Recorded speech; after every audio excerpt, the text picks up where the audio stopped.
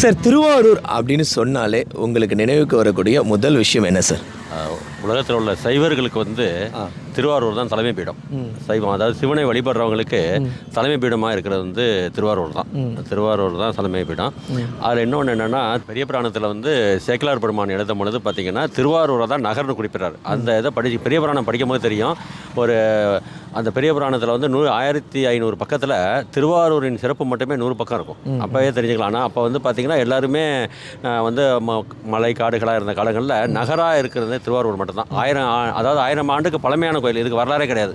அந்த மாதிரியான ஒரு கோயிலில் 4 பெருமக்களும் பாடினது இந்த ஸ்தலம் தான். சேக்கிலார் வந்திருக்கிறாரு, எல்லாருமே வந்திருக்கிறாங்க. வள்ளலார் உட்பட இந்த சைவ மரபை சேர்ந்தவருங்க, சிவனை வழிபடுறவங்க எல்லாருமே வந்த ஒரு சிறப்புக்குரிய தலம். தலைவர் சொன்ன மாதிரி பிறந்தால் முக்தி தரக்கூடிய இடம். எதுக்கு இந்த இது புண்ணியம் அப்படின்னு சொல்கிறாங்கன்னா, அந்த 4 வீதியை பற்றி கேட்டிங்களா, 4 வீதியில் சிவபெருமான் வந்து சுந்தரருக்காக தூது போய் தன்னுடைய திருப்பாதத்தை படித்த தலம். வேறு எங்கேயுமே கிடையாது. எங்கேயும் காட்சி கொடுப்பார்.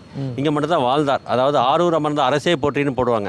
கைலாயத்துக்கு அப்புறமா சிவபெருமான் விரும்பி வந்து அமர்ந்த ஸ்தலம். அவரே வரார். மற்ற ஊர்லாம் பார்த்தீங்கன்னா 1 மாதம் இருப்பார். திருச்சியில் பார்த்தீங்கன்னா தாய்மானவராக 1 மாதம் இருப்பார். இங்கே வந்து அவரே விரும்பி அமர்றாரு. கைலாயத்துக்கு ஈக்குவலான ஒரு சக்தி உள்ள ஒரு புண்ணிய ஸ்தலம் இது. அதனால் பிறக்க முக்திங்கிறது மிக சிறப்பானது.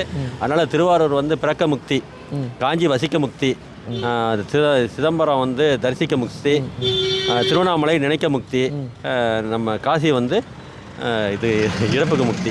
அது மாதிரி இருக்கிறதுனால இப்போ அதாவது மண்ணுக்கு மூலாதாரம் திருவாரூருங்கிறது மிகப்பெரிய சிறப்பு. இதில் நாங்கள் 4 வீதி வர்றதை வந்து பெரிய பாக்கியமாக நினைக்கிறோம். நன்றி, வணக்கம். திருவாரூரில் எவ்வளவோ கிராமங்கள் இருந்தாலும் உங்களுக்கு பிடிச்ச கிராமம், இதனால எனக்கு இந்த ஊர் ரொம்ப பிடிக்கும் அப்படின்னா எந்த ஊரை சொல்லுவீங்க?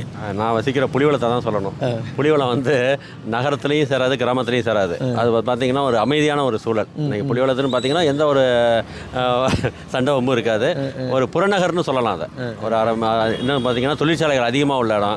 இன்றைக்கி பார்த்தீங்கன்னா டவுனை விட அதிகமாக ஒரு தொழிற்சாலைகள் அங்கே அதிகமாக இருக்குது. காலையில் பார்த்தீங்கன்னா பஸ்ஸை விட்டு இறங்கி ஒரு 200-300 பேர் வந்து வேலைக்கு வருவாங்க. அந்த மாதிரி ஒரு இது அமைப்பு, ஒரு அமைதியான ஒரு ஊர். இப்போ சமீப காலமாக இந்த கங்களாச்சேரி இதெல்லாம் வளர்ந்துட்டு வருது. நகரங்களாக உருவெடுக்குது. இப்போ கூட நம்ம நகர எல்லையை விரிவுபடுத்துறதா சொல்லி எங்களை எல்லாம் நகரத்தோட இணைச்சிருக்கிறாங்க. அதெல்லாம் துணை நகரங்களாக இன்னும் வளர இருக்கிறது. அது இன்னும் பெருமை தடவைக்கு. நன்றி.